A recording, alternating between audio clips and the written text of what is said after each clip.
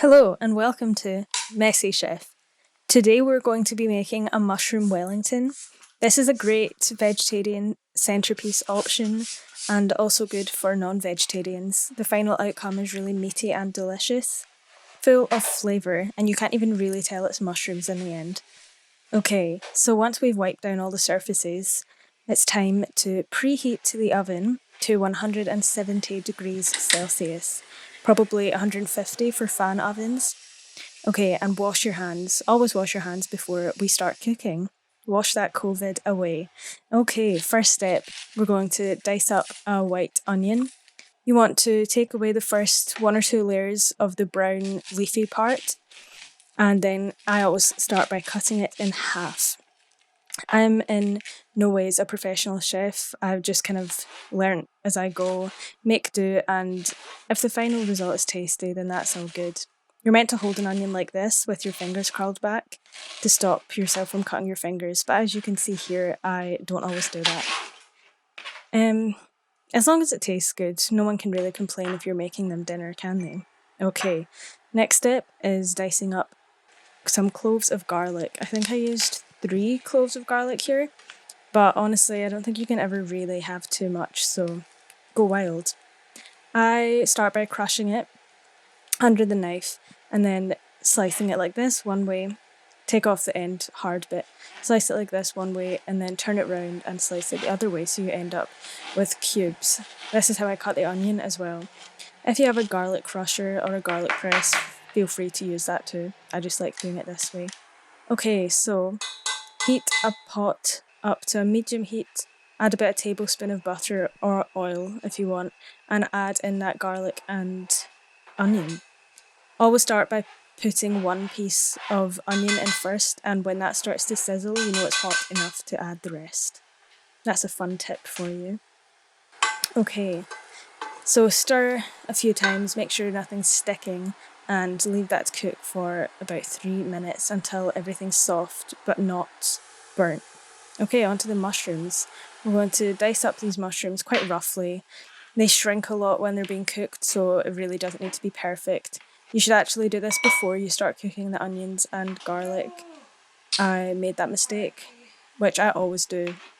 I always say I'll get stuff ready beforehand, and I never do, and that's on me. But I recommend chopping everything before you start cooking. Okay, and then add those mushrooms in. I think I used about 400 grams of mushrooms. Add them to the pot and stir. Keep stirring and add about a tablespoon of soy sauce. That creates a really meaty flavour with the mushrooms. Soy sauce and mushrooms is like a very good flavour combination. I also added some thyme for some herby goodness and just stir that, keep it cooking for 6 minutes. At this point I decided to add some spinach because I add spinach to almost everything I cook. Some extra greens, some health, and I was worried I didn't have enough mushrooms, so I wanted to bulk it out a bit. Okay, next step, we're going to make some breadcrumbs. I used a food processor for this. If you don't have a food processor, try your hardest to cut up the bread into like really small chunks. I used 4 slices of bread, but this was quite a small loaf. I think 2 big slices would be good as well. Again, I was trying to bulk it out because I didn't have enough mushrooms, so I was just adding more of whatever I had. Okay, when you have your breadcrumbs, just pour them into a bowl ready for the rest of the mixture. These will help soak up the excess liquid from the mushrooms when they're ready. Okay, I also added some walnuts, so I blended them too. Oh, it would be good to plug it in. Yep, blend them up into breadcrumb size pieces as well. This adds some really nice texture.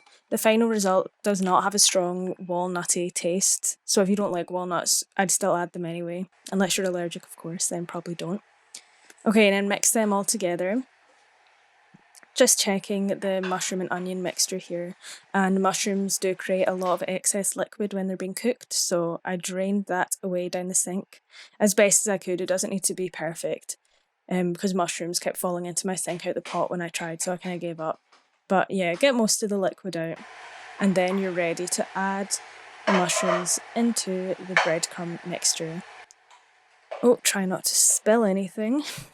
And once you've got all that mixture in, mix it together to create a sort of mince-like texture. This is when the breadcrumbs really soak up that moisture, and it does create a nice, full, meaty, mincy texture. The kitchen was getting quite hot here, so this is when the stress really started to kick in. It was taking longer than I expected, and my family was waiting for dinner, so yeah, it's time to get a move on. Just keep mixing it. You don't need to mix for too long, just until everything's incorporated. Have a wee taste test.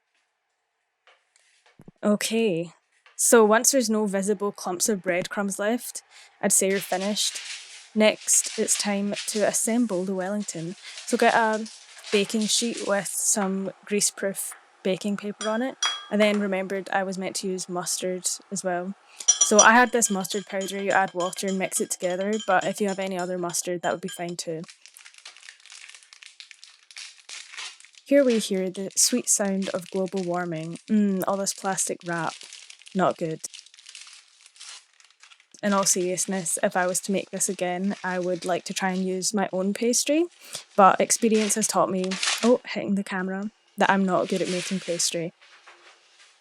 But I do want to try and use less plastic, and that would be a good way to start. Almost broke the camera, but we're all good.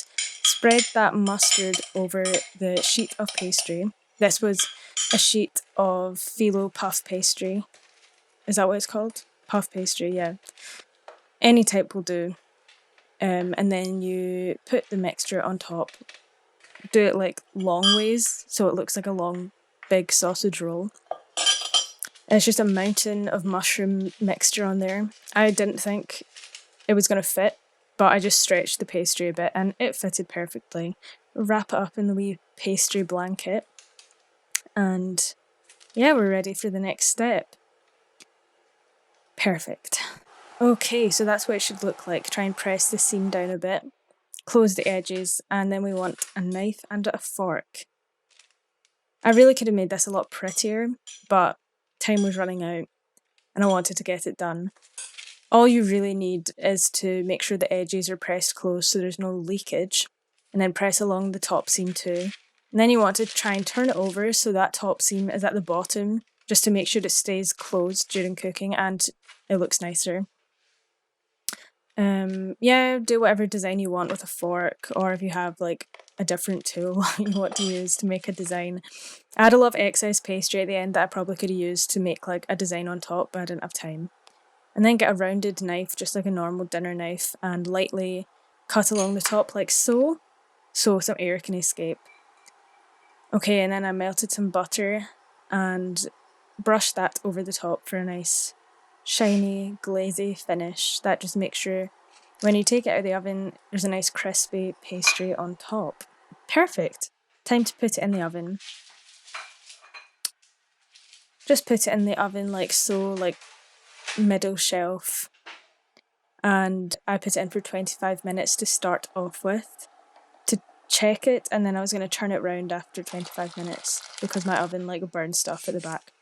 Okay, for some side, I decided to make mashed potatoes and boiled vegetables. Some plain classic sides, nothing too difficult. Okay, so chop up the potatoes into quite small pieces so they boil faster, basically. That was a really cute carrot, thought it deserved a close-up. Peel them. I decided to cut them into cylinders today. Sometimes I do them in like baton, like long rectangle shapes. Doesn't really matter. Oh, RIP to that carrot. Okay, and when these are all cut, just add them to a pot of boiling water too. And carrots usually take about 10 minutes, I think. I just always check vegetables by piercing them with a fork or a knife. Some kitchen yoga time. My back always gets sore when I'm cooking, and I think that says a lot about how much time I spend sitting down during the day. What a great lifestyle.